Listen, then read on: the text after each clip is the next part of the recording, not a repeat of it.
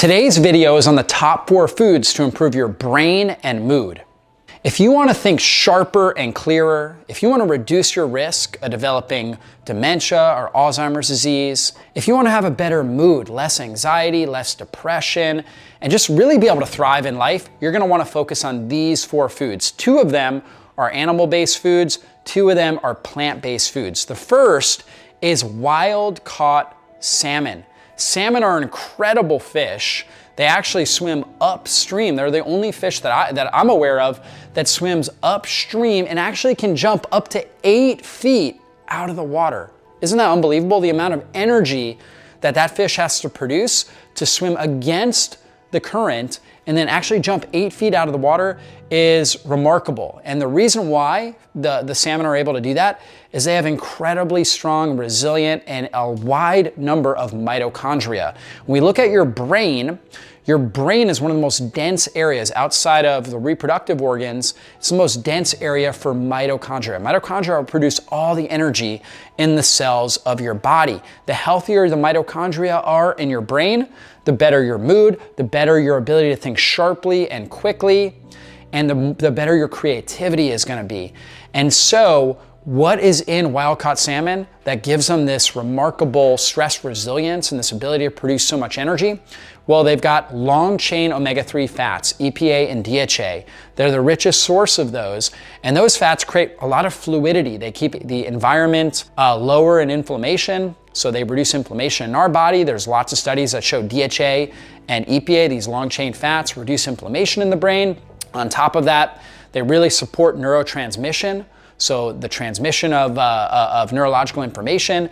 So that's what's in the salmon. And then salmon, what gives them the pink color is this compound, this powerful antioxidant called AAzanthin. AAzanthin is incredible as far as helping to protect the mitochondria from free radical stress and allowing it to kind of continually recycle itself as it produces energy so it can produce optimal energy. And so the astaxanthin and the long-chain omega-3 fats, super powerful. That's what's in the wild-caught salmon. My second food, another animal food, is pasture-raised eggs. Pasture-raised eggs are one of the richest sources of phospholipids. Around all the mitochondria they kind of basically have this phospholipid membrane, just like all of the cells in our body. We need these phospholipids. They actually protect and create hormone sensitivity for all of our cells and our mitochondria.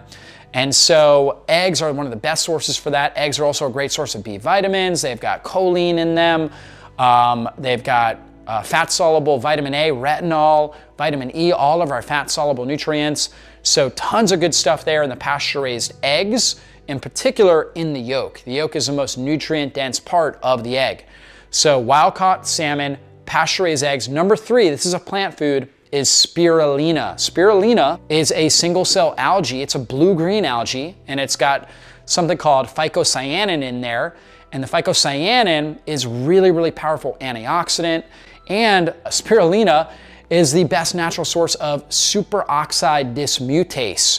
Superoxide dismutase is a powerful intracellular antioxidant that blocks the activity of superoxide free radicals. So the superoxide free radical is one of the most damaging things within our mitochondria.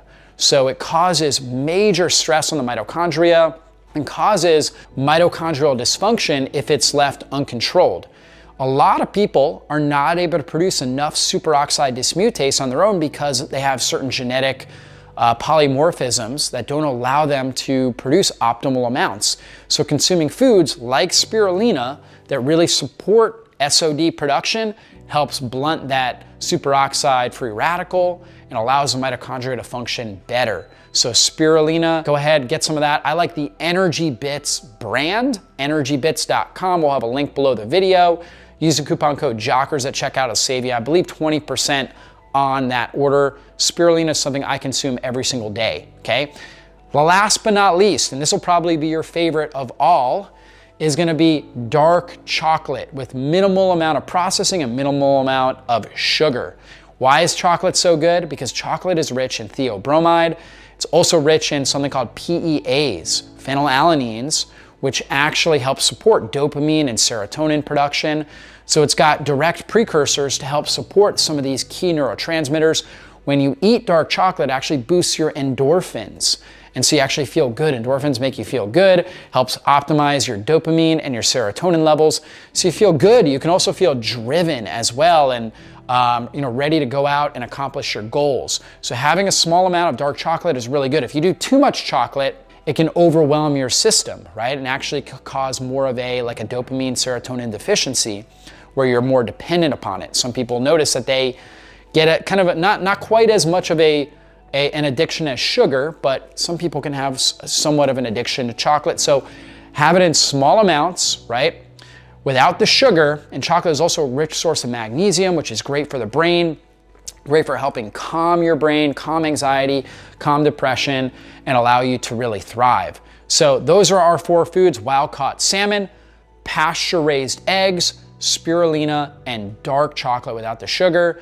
If you do those, that's gonna really help support your brain. Hopefully you guys enjoyed today's video, and go ahead and be sure to subscribe to our channel and click the bell button. That way you get notified whenever I put up a new video so you never miss one of these important trainings.